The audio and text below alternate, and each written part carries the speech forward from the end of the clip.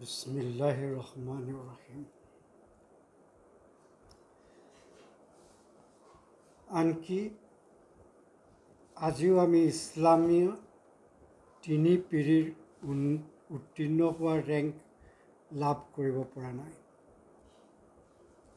ইয়াৰ ওপৰত পশ্চিমীয়া বুদ্ধিজীৱী যেনেকৈ Isaac Taylor, Robert Briffault, George ডিভাৰপাৰ্ট, এম পিকফল, পি পাইলে আৰু লেমেণ্টাইনে স্বীকৃতি দি আহিছে।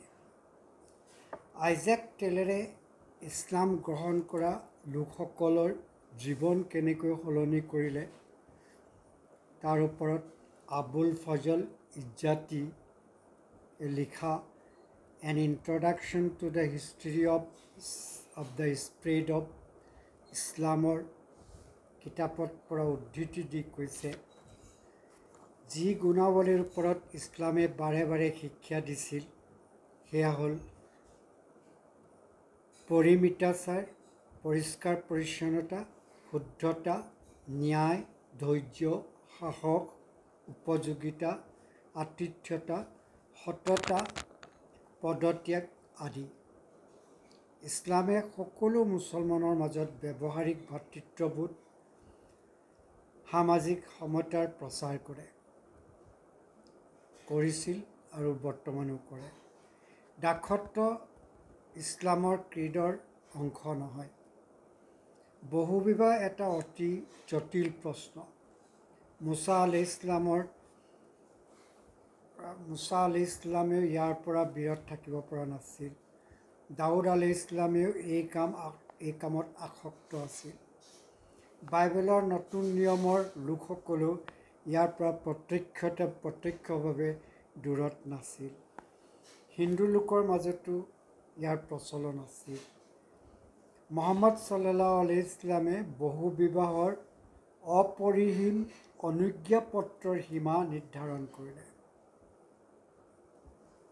ই নিয়মতকৈ বৰং ব্যতিক্ৰম হ'ল। ঠিক এটা লেমেণ্টাইনৰ উদাহৰণ দিব বিচাৰিছোঁ। তেওঁ প্ৰশ্ন কৰিব বিচাৰিছে, দাৰ্শনিক, বক্তা, ৰচুল, আইনজ্ঞ, যোদ্ধা, বিজেতা অৱ আইডিয়া,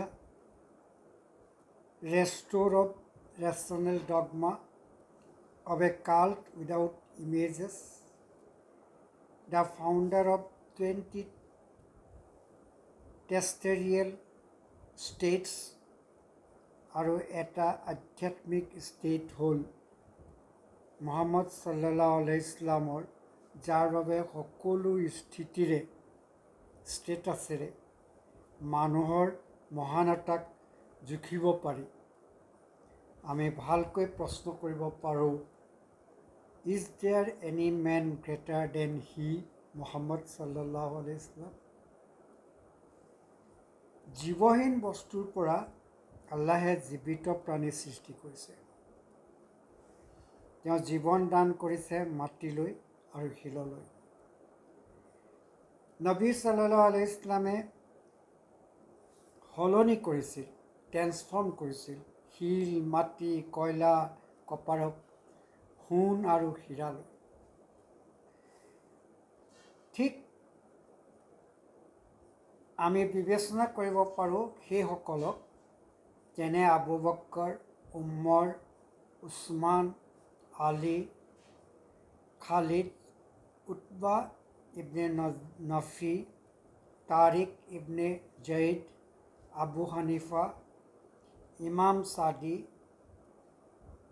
বায়েজিদ অৰ বিহতামি, মহিউদ্দিন ইবনে আল আৰাবি, বিৰুনি, জৱাহৰাবীকে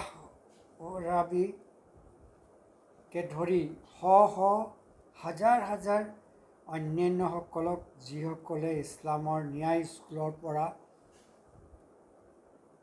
ডাঙৰ দীঘল হৈছিল। নবী সাল্লাল্লাহু আলাইহি ইছলামে কেতিয়াও মানৱ ক্ষমতা অনুন্নত অৱস্থাত থকাটো নিবিচাৰিছিল।